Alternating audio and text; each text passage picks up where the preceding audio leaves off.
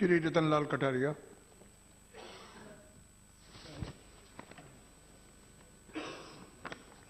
मैं माननीय मंत्री जी द्वारा प्रस्तुत किए गए इस बिल का समर्थन करने के लिए यहाँ पर खड़ा हुआ हूँ।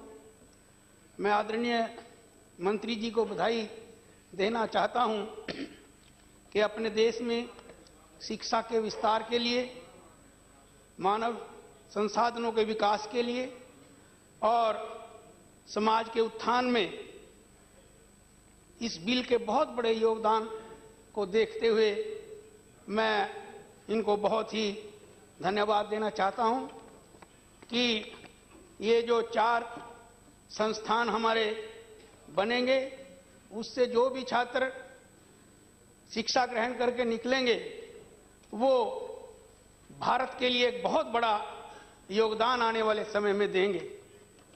सभापति महोदय, एक वो भी समय था कि हम अमेरिका के आगे बहुत गिड़गिड़ाए।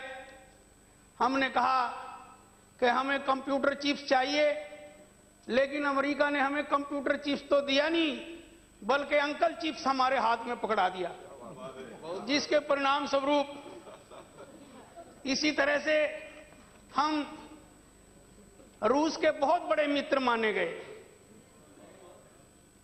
हमें पूरी आस थी कि रूस हमें कार्योजनिक इंजन का जो टेक्निक है वो हमें देगा, लेकिन हमारे लाख प्रयत्नों के बावजूद रूस ने हमें वो टेक्निक नहीं दी।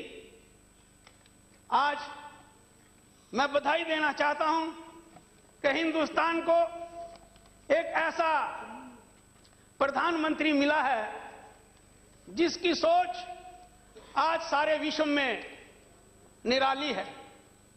जो लोग कल तक भारत को सपेरों का देश कहा करते थे, बाजीगरों का देश कहा करते थे, आज हिंदुस्तान की इस महान भूमि से एक ऐसा नेतृत्व उभर कर दुनिया के सामने आया कि जो अमेरिका कल तक हमारे ऊपर प्रतिबंध लगाता था, आज वही बराक ओबामा खुलकर जो है भारत का स्वागत करता है। क्या परिदृश्य बदला है। आज से 10 साल पहले अमेरिका कहा करता था कि मेरे अंगने में तुम्हारा क्या काम है, और आज वही अमेरिका कह रहा है मोदी जी के लिए कि दिल की महफिल सजी है चले आइए, बस आपकी कमी है चले आइए। आज चाहे वो ऑस्ट्रेलिया हो, चाहे वो सार्क के देश हों, चाहे वो ब्रिक्स हो, चाहे जो आज आदरणीय प्रधानमंत्री जी सार्क सम्मेलन में गए हैं, चारों ओर भारत की पताका फहरा रही। मैं अभी आदरणीय मंत्री जी की चंडीगढ़ विजिट का यहां पर वर्णन करना चाहूंगा। अभी आदरणीय मंत्री जी चंडीगढ़ गए और सूचना और प्रौद्योगिकी के क्षेत्र में वो ऐसे क्रांतिकारी कदम लाने वाली हैं। मैंने वहां से उनके मन की बात को भांपा कि किस तरह से उन्होंने जितने भी अपने IIM हैं, IITs हैं, छात्रों के लिए मुफ्त जो अपना टेक्निक है, चाहे वो इंटरनेट की टेक्निक है और जितनी भी डिजिटल टेक्निक है, वहां पर उन्होंने घोषणा की कि देश के हर छात्र को सभी टेक्नोलॉजी प्रदान कराने के लिए सारी चीजें वेबसाइट के ऊपर डाल दी जाएंगी।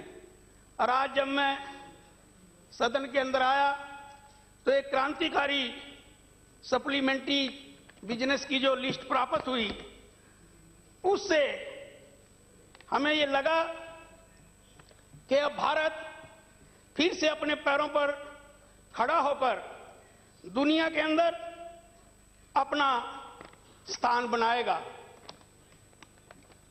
इस संस्थानों के अंदर एक और अच्छी बात, जो रखी गई है कि इसमें प्रवेश पाने के लिए ना कोई नस्ल होगी, ना कोई धर्म होगा, ना कोई जाति होगी, बल्कि यह हिंदुस्तान के उन करोड़ों अनुसूचित जाति और जनजाति के लोगों को भी आगे बढ़ने का मौका देगा, जो अपनी कमजोर जो है फाइनेंशियल स्थिति के कारण पिछड़ गए हैं। इस संस्थान के अंदर ऐसे छात्रों को हर प्रकार की जो है मदद देने का जो है प्रावधान किया गया है। मुझे इस बात की खुशी है कि जब भी कोई नई पहल होती है, जैसे कहा गया है कि हम अकेले चले थे मंजिल की ओर, लोग मिलते चले गए, कारवां बनता चला गया।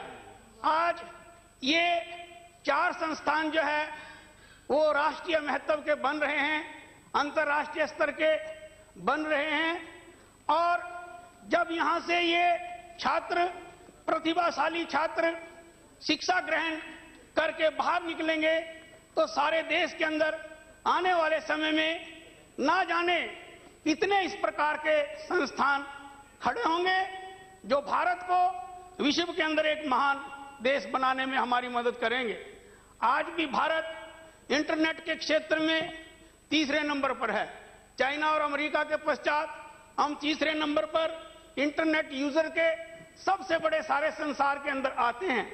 लेकिन जिस प्रकार से ये जो हमारे प्रौद्योगिक संस्थान जिस प्रकार से दिन रात तरक्की करते जा रहे हैं, आने वाले समय में वो समय दूर नहीं होगा कि जो हमारे प्रधानमंत्री जी का विजन है कि जो वो चाहते हैं कि आने वाले समय में भारत चीन की अर्थव्यवस्था को पीछे पछाड़ते हुए, अमेरिका को भी पीछे पछाड़ते हुए भारत दुनिया का नंबर 1 राष्ट्र बने। ये संस्थान जो है इस प्रकार की प्रतिभाशाली शक्तियां पैदा करने में भारत के अंदर निर्णायक भूमिका निभाएंगे। मैं इन शब्दों के साथ आदरणीय मंत्री जी का बहुत बहुत धन्यवाद करना चाहता हूं और इस बिल का समर्थन करता हूं। बहुत बहुत धन्यवाद।